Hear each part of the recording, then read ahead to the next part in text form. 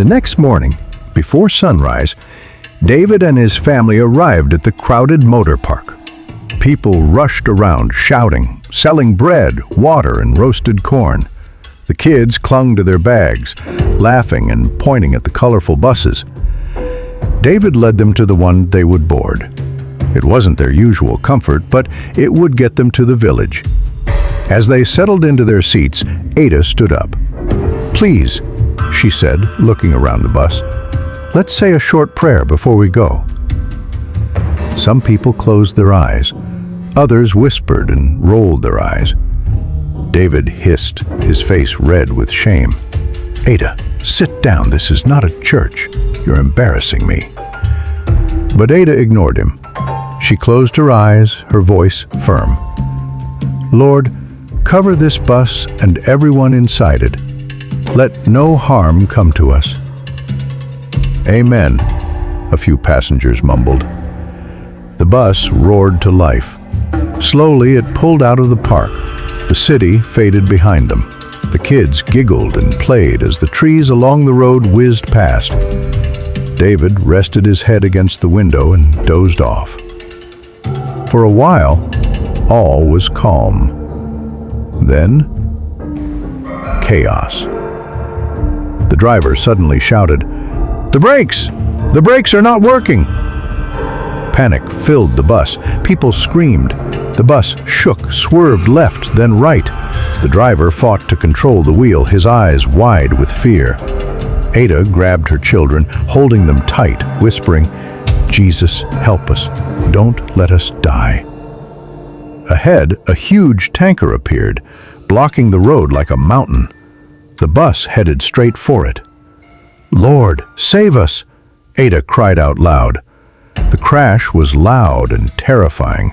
Metal screamed, glass flew, people shouted, then silent. Far away in the village, news spread like Hamaton fire. "Did you hear? David and his family were in a terrible accident." Mama E. Fay, their stepmother, dropped to the ground and wailed for the whole village to hear. "My son! My grandchildren! Why? What have we done to deserve this?" But inside her heart, she smiled. Her plan had worked. Or so she thought. But God had other plans. At the crash site, help arrived. Rescuers searched through the wreckage. Then, a miracle. Ada and the children were found alive. Not a single bruise, not a scratch. It was like something had wrapped them in invisible arms. David wasn't as lucky. He was pulled out from the front seat, alive, but his legs were badly crushed. At the hospital, Ada stayed beside him. Her voice shook with tears as she prayed, "Lord, you saved us. Please don't take my husband. Please let him live." Doctors worked all night. By morning, David was awake, weak, but breathing. And then the old woman appeared, the same one David had picked up on the road. She walked into the room, calm and slow. Her eyes were full of something deeper than age. "Do you remember me?" she asked. David blinked. "Yes, Mama." She sat beside him. "I warned you," she said gently. "I told you to fast and pray. I told you not to go, but you didn't listen." She turned to Ada. "It was her prayers that saved you. God heard her. That's why your children are safe. That's why you're still breathing." David's eyes filled with tears. "I was foolish," he whispered. "I didn't believe. I didn't pray."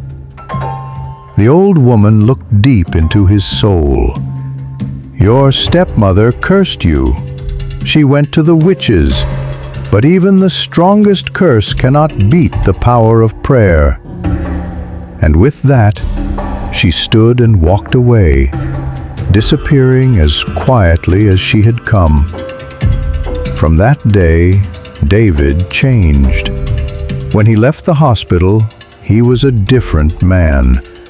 Every morning, he was the first to kneel beside Ada and call the children for prayer.